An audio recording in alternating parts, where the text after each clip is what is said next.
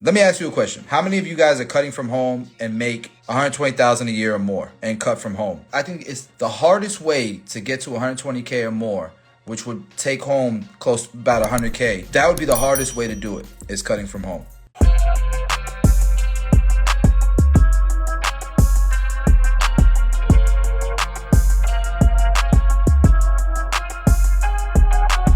Jill, what's good, Basil? Oh, it was good. But yeah, let's talk about it, man. I'm excited you actually put up the topic. We actually got this topic going on. So you cut from home. You cut in the shop before. Yeah. And you prefer cutting from home. So yeah, so regardless of all the variables, you could have weirdos visiting your shops. You could, like the potential. I think you're losing out on a lot of money. You still like cutting from home. like I'm kind of in the middle. So I like cutting from home because it's about like, start thinking about being comfortable. Like if you have something like comfortable for where when your clients come over, you feel comfortable. Yeah. And that is dope in a suite. no, yeah. You know what I mean? Like that's dope as hell in a suite. I'm not knocking that being at your home. Not funny because look, like literally, I know exactly what you're saying because look, literally, this is my crib. Like, Yeah. I can show you. Look, this is the house. Like, you have a family? Like you got kids, wife, all that? so right now, yeah. So I got my wife. I got my wife, and I got my little dog. We've been working on a family for quite a bit of time, but that's something. Wife, she doesn't have any like worries or nothing like that. No, because I don't bring people through my house. So I always bring them through the garage. So I open the garage. They still know where you live. Exactly. That's the hard part. But at the same time, it's hard for me because I can't be in the shop having a family and having my wife when I'm coming out of work at 5 o'clock in the afternoon with the army. You know what I mean? That's the hard part for me. Oh yeah. So that's why the situation I'm in now. For everybody out there listening, if I had the option being in a shop or in my home, I would be in a shop. Because at the end of the day, if it was my own shop or if I was working on the GOAT himself, Basio. At the end of the day, the shop is where, you have walk-ins, you have new people constantly coming through, you have your clientele as well. And then that's how you build your clientele. Yeah, you're doing what you got to do. Let me ask you, how much are you charging for a haircut? Here we go. This is it right here. I do not put this up, but I'm gonna put it right here. Look, so this is what I'm charging right now. So I have a whole menu. So it's kind of hard working with military members. They're gonna come into the shop. They're gonna want to come in and out, right? You got the people that want to come in and out, but then you also got the people that want to get pampered. You feel me? So you gotta. For me personally, I feel like I have a set schedule, like a set menu. I could get these type of people, and I can get these type of people. So a lot of these military guys are used to getting a clipper and trimmer haircut only. They don't know that they can get, straight razor work. They can get, That's the way to get them in, right? Exactly. I get them in. I slowly get them in. So with my $50 service, you get a clipper and trimmer haircut, plus the straight razor finish, plus 3 add-ons. But I think that works. I will say this. At some point, you're going to outgrow that, right? You're going to outgrow that price sheet. But there's always the need for a price sheet that gets people in. Thank you, man. These are my thoughts. I think you are losing out on a lot of opportunity cutting hair at home. For whatever reason that may be, but if you think you're making more money because you're cutting at home, or you're doing better because you're cutting at home, it's one of those things that I would challenge that idea. And I think that it's from a lack of experience. It might be a lack of experience that you've never worked in a good shop, or you don't have a blueprint or a roadmap to run your business in a suite, in a professional environment. But you're definitely losing out on money and potential if you're cutting hair from home. And I would say you would potentially make more money working at a barbershop than any of the other options. Now, happiness is different. Some of you guys rather work privately. It makes total sense. But if you're trying to build businesses, if you're trying to depend less on you trading time for money, I would say it's really difficult to do working from home. I think that the suite has different pros and cons. I do think you'll make more money working in a barbershop, 100%. But there's a different motivation for working in a suite. I respect that. That there's a different reason why people work in suites. You got to respect that. That's people who are self-aware, who have preferences. But if we're talking money, you definitely gonna make more money working in the shop. Good to see you again. I haven't seen you since the barber board meeting. What's up, man? How you doing? Listen, I got really motivated by you last year, and I'm gonna say this on a hush hush, but I made 99G last year being in the suite, and now I'm about to expand. and go into another suite next door to mine. And I got 2 more people working with me, and we're now expanding and doing a whole experience out here in Sanford. Our haircut prices right now for the younger people are going around $39 and up, but my prices have been $50 consistently, and they're about to go up to $60. Yeah. And I'm about to change the whole game to that modern era of barbering where there's like 3 or 4 different services, just to make it simple, to be honest with you. Because all those services long term, I feel like it just kind of like it creates confusion for clients, and a lot of them don't know what to pick. And especially since Booksy bought over Gembook, it's making a lot of complications for my own demographic. But that's why I say it depends, you know, because when we look at in shops, I wasn't making that much in shops because you have other competition. There's also walk-in traffic, and the traffic, it depends. I don't know. I guess maybe it depends on where you're stationed, how busy the shop is, and how, I guess, the area that you're into. I think you had a bad experience. Possibly. Your expenses are definitely much higher working in a suite. Your expenses are much. That $99K in a suite doesn't feel like $99K in a shop. No, it doesn't. And I tell you why, because you got expenses that you got to write off. And then, like, I learned that even if you make $100K, you really got to make $200K because you got to pay your taxes and everything else. At the end of the day, you never really make $100K. Or you know the tax game, and most of your write-offs are what they call add backs, right? So you got type of write-offs that make sense. And so when you move this year, you should move strategically and look for write-offs that are considered add backs. Those would be anything that you could depreciate or anything that's interest. I think it's just lack of information. But so you're lower in a shop. You also have more online real estate that you control when you work in a barbershop. And it's really hard for me to hear, but like this is like a rabbit hole I can go into that makes a barbershop more beneficial. I mean, just leveraging other people, leveraging numbers. I mean, Dave is in here. He just put the sirens thing on. This week alone, him and another barber, they got like 60 or 70 reviews because they're working together under the same ideas and mindset. If you're around the right people. If you're around the right people, it makes a big difference. Yeah. So like here where I'm at, bro, a lot of people are working for themselves and there's no competition, no cooperation. So that was the same thing where I'm at. So what did I do? I created the environment that I wanted. I got to go out there and open your own shop, right? Correct. And what a lot of people realize is the same price you pay to get into that suite, you could probably get into opening your own barbershop. I did it. So my wife was thinking about it. We negotiated, and we actually opened up a salon for her. Nice.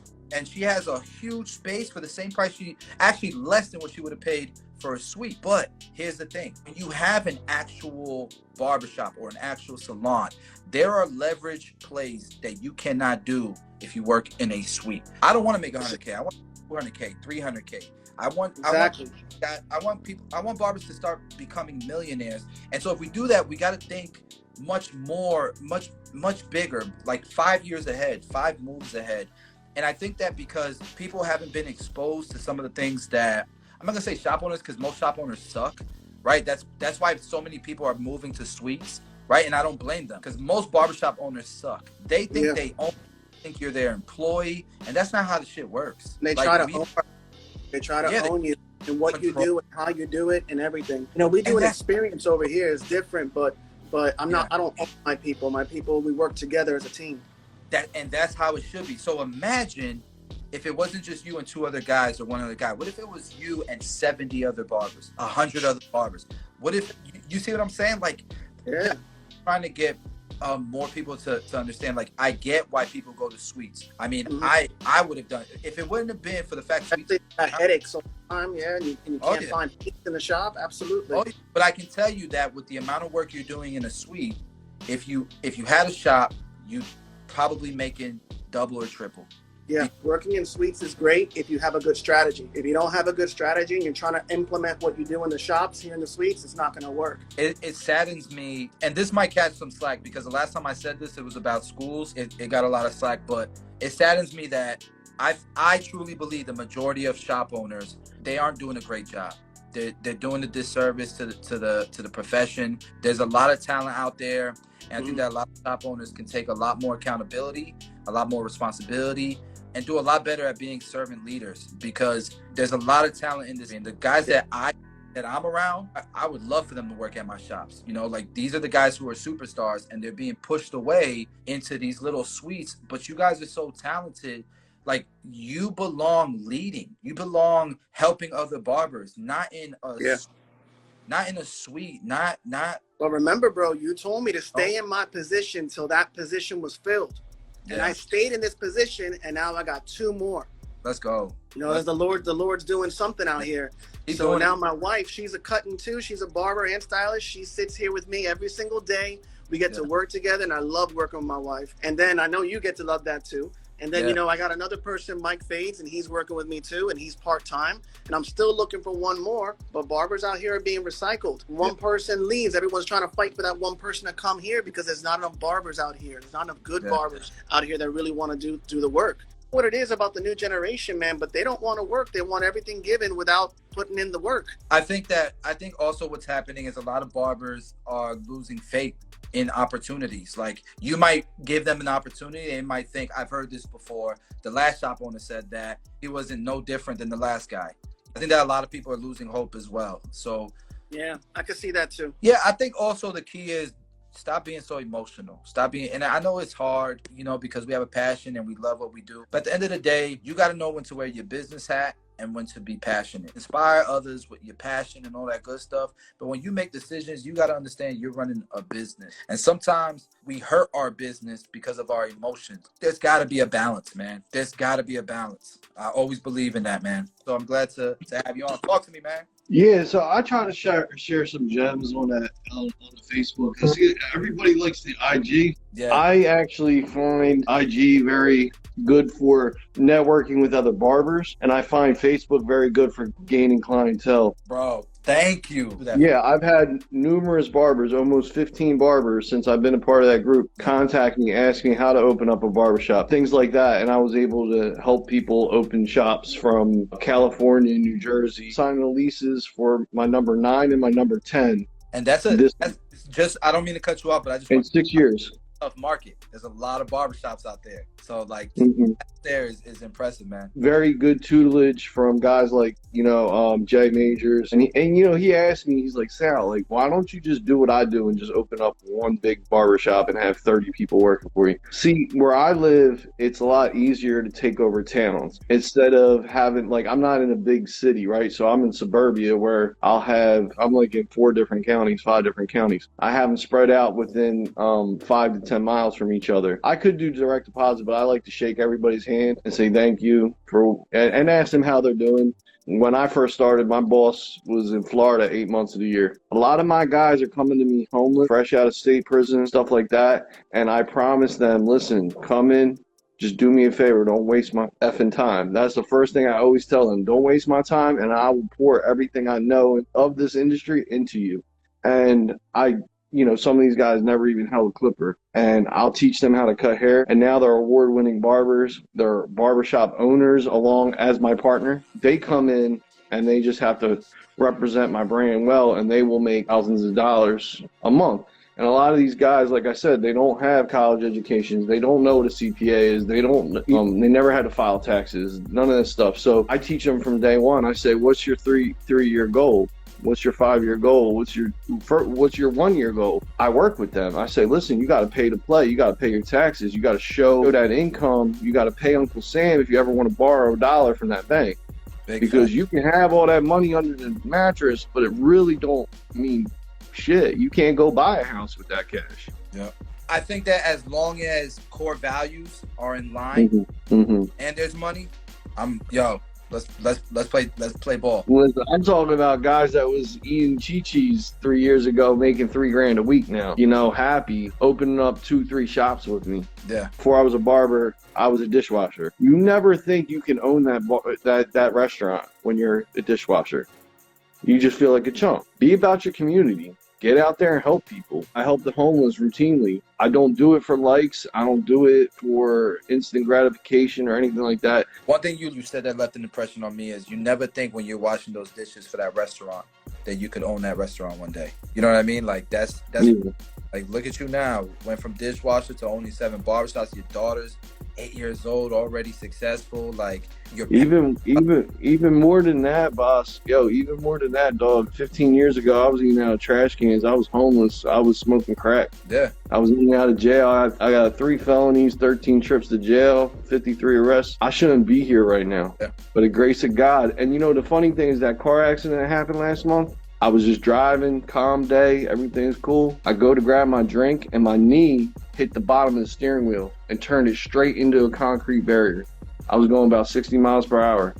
Banged my mouth, punctured my liver, cracked my ribs, my leg all fucked up. Bro, all the blessings God gave me, he can take away just like that. If you ever feel like you think you're, in my opinion, it was a chance for me to settle down, slow down, spend some time with my family. Just got back from Jamaica yesterday and really focus on what my next 100 days are. So I feel like you almost have a responsibility to continue to blossom, to continue to just, there's always another level, bro. There's always another level, dude. And I said, I want to bring my daughter along for the ride too. And that gives me goosebumps because your daughter, she's going to start where you finish.